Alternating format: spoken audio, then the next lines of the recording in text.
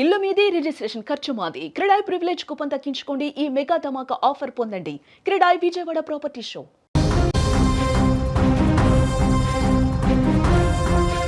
Cinema అదో రంగుల ప్రపంచం, చూడటానికి ఎంతో అందంగా ఉంటుంది. కానీ ఆ వెలుగుల వెనుక ఎవరికీ కనిపించని గాఢాంధకారం ఉంటుందని మరొకసారి రుజువైంది.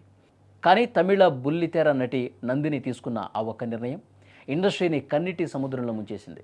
నిన్నటిదాకా టీవీ స్క్రీన్ మీద నవ్వులు చిందించిన ఆ ముఖం నేడు విగత జీవిగా మారింది. నిన్నటి వరకు ఆమె మామూలుగానే ఉంది.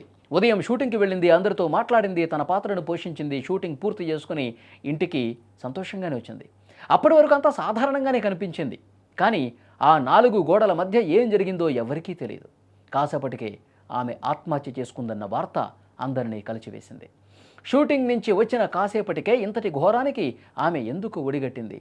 ఆ క్షణంలో ఆమె మనసులో ఎంతటి ఆవేదన ఉండి ఉంటుంది? ఇదే ఇప్పుడు అందరినీ తొలుస్తున్నటువంటి ప్రశ్న.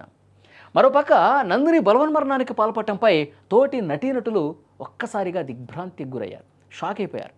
సంఘటనా స్థలంలో పోలీసులు ఒక లేఖను కూడా స్వాధీనం చేసుకున్నారు. దీని ఆధారంగా ఆమె డిప్రెషన్, వ్యక్తిగత సమస్యలతో బాధపడుతున్నట్టుగా గుర్తించారు. యాక్టింగ్ కెరీర్లో కొనసాగాలని నందిని భావించిన పెళ్ళి, సెటిల్ కావాలి అంటూ ఫ్యామిలీ మెంబర్స్ ఒత్తిడి చేస్తున్నట్టుగా తెలుస్తోంది. మానసికంగా ఆమె చాలా రోజులుగా ఇబ్బంది పడుతున్నట్టుగా తెలుస్తోంది. అందుకే ఈ నిర్ణయం తీసుకున్నట్లు.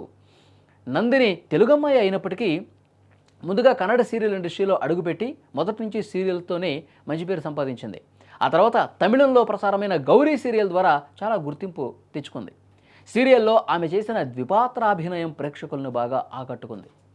నందిని మరణ వార్త అభిమానుల్ని తీవ్ర భావోద్వేగానికి గురి చేస్తున్న పరిస్థితి. కానీ ఇక్కడ ఆలోచించాల్సిన విషయం, డిప్రెషన్లోకి వెళ్ళిపోయి అంత సీరియస్గా, అంత ఒత్తిడికి గురై ఆత్మహత్య చేసుకోవాల్సినటువంటి పరిస్థితి ఎందుకు వచ్చిందన్నది కూడా చాలామందికి అంతుపట్టని విషయం కనిపిస్తోంది. కనీసం తల్లిదండ్రులైనా, ఇంట్లో పెద్దవాళ్ళైనా ఆమె అంత ఒత్తిడికి గురవుతున్నప్పుడు దాన్ని లైట్గా తీసుకోవాల్సినటువంటి అవసరాన్ని గుర్తు చేయాలి. కానీ ఈ విధంగా చనిపోయే పరిస్థితి వచ్చిందంటే ఎంత మనోవేదనకు గురై ఉంటుంది, ఎంతో సీరియస్గా దాని గురించి మనసు మీదకి తీసుకొని ఉంటుంది, అర్థమవుతుంది. కాబట్టి పెద్దవాళ్ళు కూడా, తల్లిదండ్రులు కూడా ఆలోచన చేయాల్సిన అవసరం ఉంది.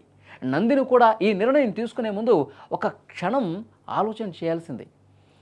చావే అన్నింటికీ పరిష్కారం కాదు, ఏదైనా సరే జయించాలి, ఏదైనా సరే గట్టిగా మనం పట్టుదలతో ముందుకు పోవాలి, మనోధైర్యాన్ని కలిగి ఉండాలని చెప్పి ఆమె ఆలోచన చేసి ఉండాల్సింది. ఈ క్షణం ఒక్కసారి దాటిపోతే మళ్ళీ జీవితం సాధారణమే. కానీ ఆ క్షణం అంత బలహీనపరిచింది ఆమెనని చెప్పి ఇక్కడ మనకు అర్థమవుతుంది క్లియర్గా.